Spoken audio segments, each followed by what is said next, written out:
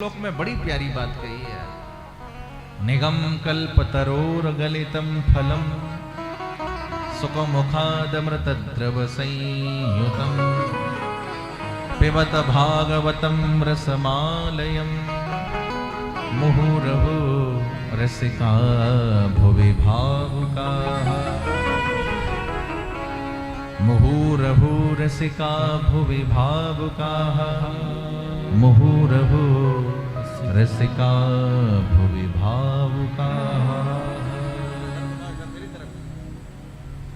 बोले श्रीमद्भागवत महापुराण की जय। श्री सुखदेव जी महाराज की जय।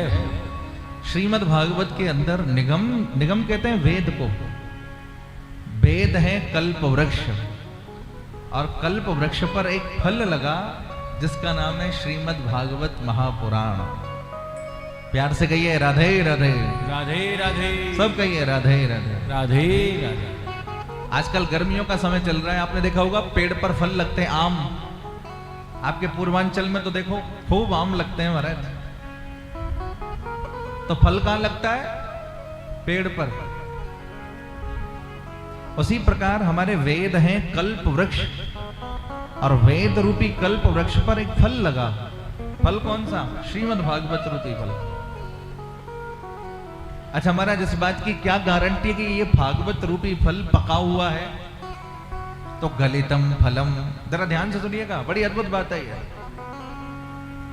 जो फल पक जाता है ना वही टूटता है। तोड़ने वाला फल कभी कच्चा हो सकता है, लेकिन जो सहज टपक के गिर जाए वो कच्चा नहीं, वो पका हुआ होता है। तो भागवत रूपी फल वेद पर लगा, वेद रूपी कल्प वृक्ष पर लगा भागवत रूपी फल। बोले महाराज, आप कहते हैं ये भागवत रूपी फल वेद रूपी कल्प वृक्ष पर लगा, कहीं आते आते नीचे जमीन पर ये फल फूट नहीं गया होगा? बहुत सारे फल ऐसे होते हैं जिसमें रस भरा होता है और ऊपर से नीचे आए तो आते आते फूट जाता है। तो यहाँ श्लोक में कहते हैं, बोले ये फल वेदों की उच्च शाखा से सीधे नीचे आता तो शायद फूट जाता, लेकिन भागवत रूपी फल शाखा प्रति शाखा आया है। जैसे सबसे पहले भागवत की कथा स्वयं भगवान नारायण ने ब्रह्मा जी को सुनाई। ध्यान से सुनिएगा, बड़ी अद्भुत बात है ये। भागवत के आदि वक्ता है भगवान नारायण।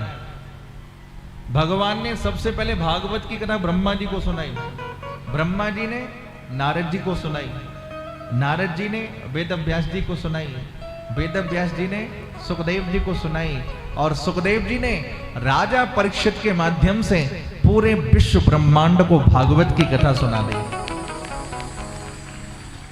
आज भी आप देखिए, दुनिया में आप कहीं भी चले जाओ, किसी भी कोने में चले जाओ, किसी भी शहर में चले जाओ, किसी भी गांव में चले जाओ, किसी भी देहात में चले जाओ, आपको हर जगह भागवत प्रेमी मिल जाएंगे। क्यों? क्योंकि इसके आदि वक्ता भगवान नारायण है। इसलिए वेदों की उच्च शाखा से ये भागवत रूपी फल सीधे नीचे आता तो फूट जाता, शाखा प्रति शाखा आया है। सबसे पहले नारायण की शाखा से चला तो ब्रह्मा जी की शाखा पे आया, ब्रह्मा जी से चला तो नारद जी की शाखा पे, नारद जी से व्यास जी की पे, व्यास जी की से सुखदेव जी की शाखा पे, और सुखदेव जी की शाखा से परीक्षित के यहाँ, और आज परीक्षित के माध्यम से पूरी दुनिया में ये फल। तो निगम कल्पतरोर गलितम फलम सुखमुखादमृतद्रव संयुतम। वेदों की उच्च शाखा से ये फल सीधे नीचे आया नहीं, शाखा प्रति शाखा आया है। अब इस बात की क्या गारंटी है कि ये भागवत रूपी फल मीठा होगा? बोले इस बात की पक्की गारंटी है। कैसे? तोता जिस फल में अपना मुंह लगा देता है ना, ध्यान दीजिएगा, वो फल मीठा हो जाता है। आपने देखा होगा ना, तोता जिस फल में अपनी चोंच मार दे वो फल अत्यधिक मीठा होता है। इस भागवत रूपी फल में भी एक तोता ने अपना मुंह लगा दिया। किसने मुंह लगा दिया? तोता ने। जोर से बोलिए। तोता। तोता। तोता कौन है पता है आपको?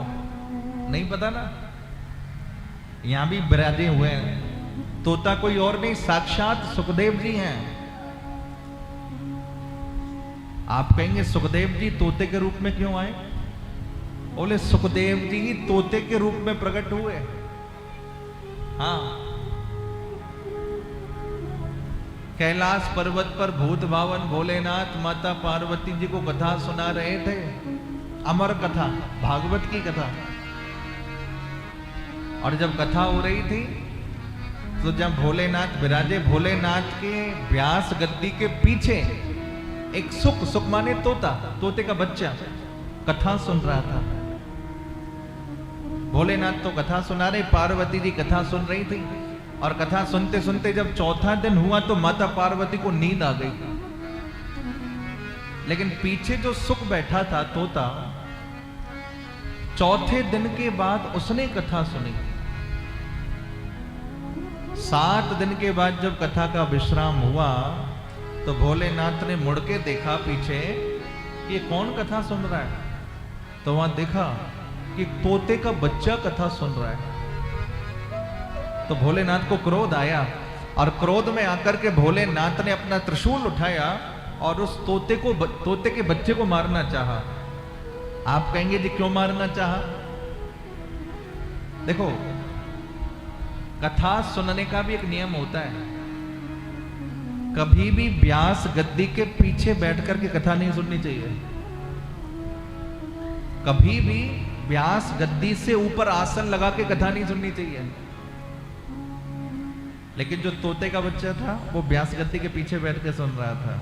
महादेव को आया क्रोध, हाथ में उठाया त्रिशूल और जैसे ही मारने के लिए दौड़े तो वो तोते का बच्चा कैलाश पर्वत से उड़ा और उड़ते उड़ते उड़ते उड़ते वेद व्यास जी की पत्नी, जिनका नाम है माता चेटिका, एक नदी के किनारे खड़ी थी। उसी समय उनको उबासी आई और जैसे ही उबासी आई उन्होंने अपना मुंह खोला तो वो सुख का बच्चा, तोते का बच्चा उड़ता हुआ माता चेटिका के मुंह के अंदर प्रवेश कर गया। राधे राधे। राधे राधे। और जब उसका जन्म हुआ धरती पर तो वही सुख का बच्चा सुखदेव आज धरती पर जब जन्म लेकर के प्रकट हुआ तो श्री सुखदेव जी महाराज के रूप में प्रकट हो गया। इसलिए भैया सुख मुखादमृत द्रव संयुतम, सुखदेव जी का मुख लग जाने से ये फल अत्यधिक मीठा हो गया। राधे राधे। राधे राधे। इस फल में न गुठली है न छिलका है, केवल रस ही रस भरा हुआ है। इसलिए पिबत भागवतम रसमालयम मुहुरहो रसिका भुवि भावुका। पिबत भागवतम रसमालयम मुहुरहो रसिका भुवि भावुका। इसमें ना गुठली है ना छिलका, इसमें तो भैया रस ही रस भरा है। इसलिए आइए रसिको, आइए भावुको, इस रस का रसास्वादन करिए। अच्छा महाराज, किस किस को पिला रहे हैं आप ये भागवत रूपी रस? किस किस को आप दे रहे हैं? तो यहाँ 2 लोगों को बुलाया, एक तो रसकों को बुलाया और एक भावुकों को बुलाया। देखो, प्याऊ का महत्व तो प्यासा ही जानता है। जैसे प्यास नहीं होती ना, वैसे आप जबरदस्ती पानी पिलाओ, वो पानी नहीं पिएगा, प्रश्न ज्यादा करेगा। और जिसे प्यास लगी हो, भयंकर गर्मी पड़ रही हो, गला सूख रहा हो और आप उसे पानी पिलाओ तो दौड़ के आता है पानी पीने के लिए। उसी प्रकार जिन्हें भागवत की कथा सुनने की प्यास लगी है वो प्रतीक्षा नहीं करते कि हमारे पास इनविटेशन आया कि नहीं आया, हमारे पास न्योता आया कि नहीं आया। वो तो महाराज दौड़े दौड़े जाते हैं और जहां भागवत की कथा हो रही होती है वहां जाकर के कथा रस का रसास्वादन करते हैं। इसलिए पिबत भागवतम रसमालयम मुहुरहो रसिका भुवि भावुका। अच्छा महाराज, कितनी बार इस रस का रसास्वादन करें? 1 बार, 2 बार, 3 बार, 4 बार? बोले जितनी बार मिल जाए उतनी बार कथा सुनो। कितनी बार? बोले जब मिल जाए तब। इसलिए 2 लोगों को बुलाया, आइए रसिको और आइए भावुको, और इस रस का रसास्वादन करिए।